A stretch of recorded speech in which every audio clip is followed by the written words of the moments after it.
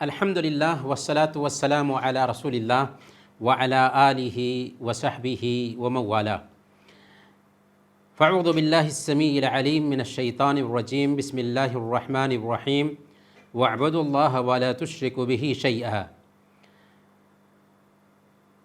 معزز بھائیوں، بزرگوں، بچوں اور پردہ نشین ماؤں اور بہنوں، السلام علیکم ورحمۃ اللہ وبرکاتہ. آپ سب کا اس آن لائن پروگرام میں دل کی گہرائی سے استقبال ہے. ہم آپ تمام تک اپنا دلی جذبہ پہنچانا چاہیں گے کہ ہمیں آپ سب سے اللہ کے لیے محبت ہے، اور اس محبت کے طفیل ہم اللہ رب العالمین سے دعا کرتے ہیں کہ الہ العالمین تو ہم سب کے مسائل حل فرما دے، ہمارے آل و اولاد کی حفاظت فرما، اور ہم سب کو کل قیامت کے دن اپنے عرش کا سایہ نصیب فرمانا، جس دن تیرے سایہ کے علاوہ کوئی اور سایہ نہ ہوگا. آمین یا رب العالمین. جیسا کہ بھائیوں آپ نے سنا کہ آج ہماری گفتگو کا ٹاپک ہوگا اپنا عقیدہ سیکھیں. آج کی گفتگو بڑی اہم ہونے والی ہے. آج ہم اپنے اہم عقائد کو دلیل کی روشنی میں جاننے والے ہیں. ہمارے سامنے ایک کتاب ہے. کتاب کا نام ہے ما لا یسع اطفال المسلمین جہلہ،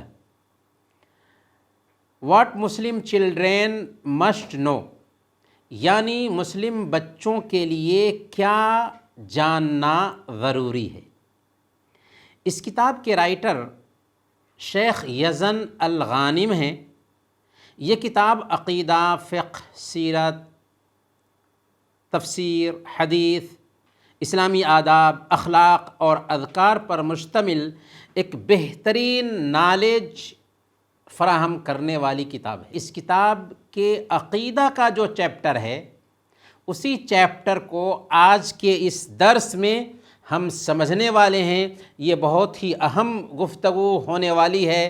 آپ اپنے آپ کو یکسو کیجئے، کاغذ اور قلم ساتھ میں رکھیے، اور جو معلومات بیان کی جا رہی ہو انہیں نوٹ کیجئے، خود سیکھیے، اور اپنے بچوں کو بھی اگر آپ کے پاس ہیں تو اپنے قریب رکھیے تاکہ وہ بھی یہ باتیں سیکھ سکیں، کیونکہ وہی ہمارا مستقبل ہے. سب سے پہلا سوال، آپ کا رب کون ہے؟ تو جواب یہ ہے کہ ہمارا رب اللہ ہے، جو ہمارا پالنہار ہے اور تمام مخلوقات کو اپنی نعمتوں سے پال رہا ہے، پوس رہا ہے. دلیل کیا ہے؟ الحمدللہ رب العالمین. سب تعریف اللہ تعالیٰ کے لیے ہے جو تمام جہانوں کا پالنے والا ہے. ہمارا رب اللہ ہے. دلیل الحمدللہ رب العالمین. دوسرا سوال، آپ کا دین کیا ہے؟ ہمارا دین اسلام ہے. دلیل ان الدین عند اللہ الاسلام. سورہ آل عمران آیت نمبر 19. بے شک اللہ کے نزدیک سچا دین صرف اور صرف اسلام ہے. اسلام کیا ہے؟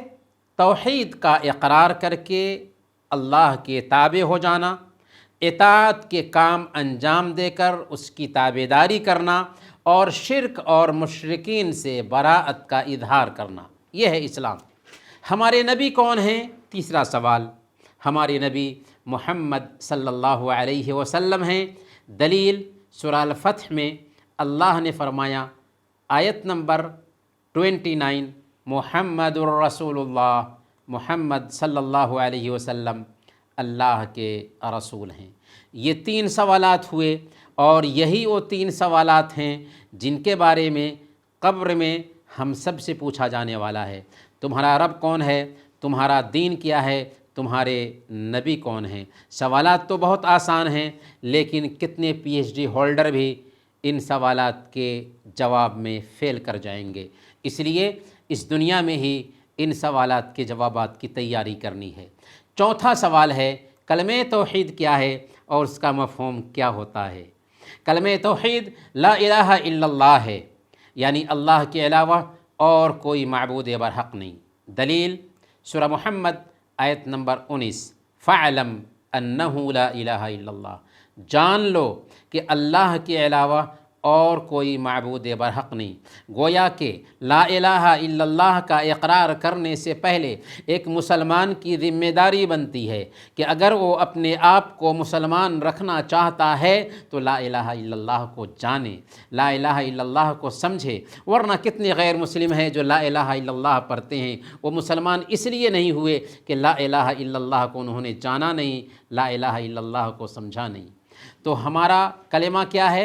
لا الہ الا اللہ، لیکن اس کے اندر محمد الرسول اللہ بھی شامل ہے، کیونکہ اگر کوئی آدمی لا الہ الا اللہ کا اقرار کرتا ہے، محمد الرسول اللہ کا اقرار نہیں کرتا، تو کسی صورت میں وہ مسلمان نہیں ہو سکتا، کیونکہ ہمارا کلمہ دو حصے پر مشتمل ہے، ایک اللہ کی عبادت کی گواہی اور محمد الرسول اللہ کے طریقے کو اپنی زندگی میں نافذ کرنے کا اقرار۔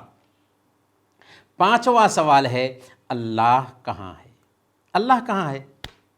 اللہ ساتوں آسمان کے اوپر عرش پر ہے۔ دلیل سورہ طہ آیت نمبر 5، الرحمن علی العرش استوی، رحمان عرش پر مستوی ہے۔ کتنے پڑھے لکھے لوگ بھی اس جواب میں فیل کر جاتے ہیں اور عجیب عجیب طرح کی باتیں کرتے ہیں کہ اللہ دل میں ہے تو اللہ ہر جگہ ہے۔ ہاں، اللہ علم کے اعتبار سے ہر جگہ ہے، وہ ہر چیز کو دیکھ رہا ہے، ہر چیز کو جان رہا ہے، ہر چیز کی نگرانی کر رہا ہے، لیکن ذات کے اعتبار سے عرش پر ہے۔ اور اللہ تعالیٰ نے فرمایا وَهُوَ الْقَاهِرُ فَوْقَ عِبَادِهِ، اللہ اپنے بندوں کے اوپر غالب ہے، اپنے بندوں کے اوپر ہے، گویا کہ عرش پر آسمان میں ہے۔ 7 جگہ پر اللہ تعالیٰ نے اس بات کو واضح کیا ہے اپنی کتاب میں کہ وہ عرش پر ہے۔ اور صحیح مسلم کی روایت کے مطابق اللہ کے نبی صلی اللہ علیہ وسلم ایک عورت کا امتحان لینا چاہ رہے تھے کہ اس کے اندر ایمان ہے یا نہیں، تو پوچھا کہ اللہ کہاں ہے، میں کون ہوں؟ اس نے کہا کہ اللہ آسمان پر ہے اور آپ اللہ کے رسول ہیں۔ آپ نے فرمایا تھا عاتقھا فإنھا مؤمنہ، یہ ایمان والی عورت ہے، اسے آزاد کر دو۔ چھٹا سوال، محمد الرسول اللہ کا مطلب کیا ہوتا ہے؟ محمد الرسول اللہ کا مطلب ہوتا ہے محمد صلی اللہ علیہ وسلم اللہ کے رسول ہیں۔ اللہ تعالیٰ نے آپ کو تمام دنیا کی نجات کے لیے رسول اور نبی بنا کر بھیجا۔ اور محمد الرسول اللہ کا جب ہم اقرار کرتے ہیں تو اس کی مانگ کیا ہوتی ہے؟ محمد الرسول اللہ کا جب ہم اقرار کرتے ہیں تو اس میں 4 چیزیں آتی ہیں۔ سب سے پہلے نمبر پر آپ نے جن کاموں کا حکم دیا ہے انہیں کیا جائے۔ دوسرے نمبر پر آپ نے جن کاموں سے روک دیا ہے ان سے اپنے آپ کو روک لیں۔ تیسرے نمبر پر آپ کی شریعت کی تصدیق کریں، یعنی آپ جو شریعت لے کر آئے ہیں اس شریعت کی تصدیق کریں۔ اور چوتھے نمبر پر اللہ کی عبادت ویسے ہی کی جائے جیسے اللہ کے نبی صلی اللہ علیہ وسلم نے کیا ہے، اور دین میں بدعت ایجاد نہ کی جائے۔ لا الہ الا اللہ محمد الرسول اللہ کی مانگ یہ ہے کہ ایک بندہ صرف ایک اللہ کی عبادت کرے۔ اس میں اقرار ہے کہ عبادت کس کی کریں گے؟ جواب، عبادت ایک اللہ کی کریں گے۔ عبادت کیسے کریں گے؟ جواب، محمد صلی اللہ علیہ وسلم کے بتائے ہوئے طریقے کے مطابق کریں گے۔ اللہ تعالیٰ نے قرآن کریم میں بیان فرمایا، سورہ النساء آیت نمبر 80، من یطع الرسول فقد اطاع اللہ، جس نے رسول کی اطاعت کی اس نے اللہ کی اطاعت کی۔ گویا کہ اللہ تعالیٰ نے معیار بنایا ہے کہ اگر رسول کی تابع داری کرتے ہو تو تم اللہ کی تابع داری کرنے والے ٹھہرو گے۔ کیوں؟ اس لیے کہ وما ينطق عن الهوى ان هو الا وحی یوحى، اللہ سورہ النجم آیت نمبر 3 اور 4 میں بیان فرماتا ہے کہ محمد صلی اللہ علیہ وسلم اپنے من سے نہیں بولتے تھے، وہ تو وہی بولتے تھے جو ان کے اوپر وحی آتی تھی۔ وما ينطق عن الهوى ان هو الا وحی یوحى، کہ محمد صلی اللہ علیہ وسلم اپنی خواہش سے کوئی بات نہیں کہتے ہیں، وہ تو صرف وحی ہے جو اتاری جاتی ہے۔ اور محمد صلی اللہ علیہ وسلم ہم سب کے آئیڈیل ہیں نا. اگر ہم سے پوچھا جائے کہ تمہارا آئیڈیل کون، کوئی آئیڈیل نہیں ہو سکتا. ہمارا باپ، ہمارا کوئی عالم، کوئی آئیڈیل نہیں ہو سکتا. آئیڈیل صرف اس دھرتی پر ایک ہستی ہے اور وہ ہیں محمد صلی اللہ علیہ وسلم. اللہ نے کہا سورہ الاحزاب آیت نمبر 21 میں، لَقَدْ كَانَ لَكُمْ فِي رَسُولِ اللَّهِ أُسْوَةٌ حَسَنَةٌ لِمَنْ كَانَ يَرْجُو اللَّهَ وَالْيَوْمَ الْآخِرَ وَذَكَرَ اللَّهَ كَثِيرًا. یقیناً تمہارے لیے رسول اللہ صلی اللہ علیہ وسلم کی زندگی میں عمدہ نمونہ ہے. ہمارے آئیڈیل کون ہوئے؟ ہمارے آئیڈیل محمد صلی اللہ علیہ وسلم ہوئے. کس کے لیے آئیڈیل ہیں؟ ہر اس آدمی کے لیے جو اللہ تعالیٰ اور قیامت کے دن کی توقع رکھتا ہے اور زیادہ سے زیادہ اللہ کو یاد کرتا ہے. اس کے لیے آئیڈیل ایک ہستی ہے اور وہ ہیں محمد الرسول اللہ صلی اللہ علیہ وسلم. 7واں سوال ہے، اللہ نے ہمیں کیوں پیدا کیا؟ جواب یہ ہے کہ اللہ نے ہمیں اپنی عبادت کے لیے پیدا کیا. سوال یہ ہے کہ کیا اللہ کو ہماری عبادت کی ضرورت ہے؟ قطعاً نہیں. اللہ کو ہماری عبادت کی ضرورت نہیں، لیکن ہمیں اللہ کی عبادت کا فائدہ ملتا ہے. گویا کہ ہم جب اللہ کی عبادت کرتے ہیں تو اس کا فائدہ ہمیں خود ملتا ہے. اللہ کو ہماری عبادت کی ضرورت نہیں ہے. ہمارے فائدے کے لیے اللہ نے عبادت کرنے کا حکم دیا ہے. اللہ نے فرمایا سورہ الذاریات آیت نمبر 56، وَمَا خَلَقْتُ الْجِنَّ وَالْإِنسَ إِلَّا لِيَعْبُدُونَ. ہم نے جنوں کو اور انسانوں کو صرف اپنی عبادت کے لیے پیدا کیا. سوال نمبر 8، عبادت کیا ہے؟ یہ اسم جامع لكل ما يحبه الله ويرضاه من الاقوال والاعمال الظاهرة والباطنة.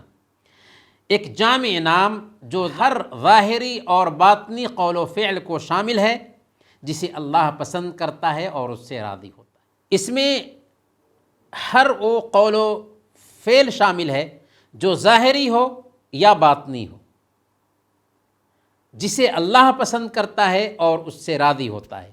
ظاہری قول و فعل سے مراد جیسے ایک انسان زبان سے اللہ کا ذکر کرے، سبحان اللہ، الحمدللہ، اللہ اکبر کہنا، نماز پڑھنا، حج کرنا.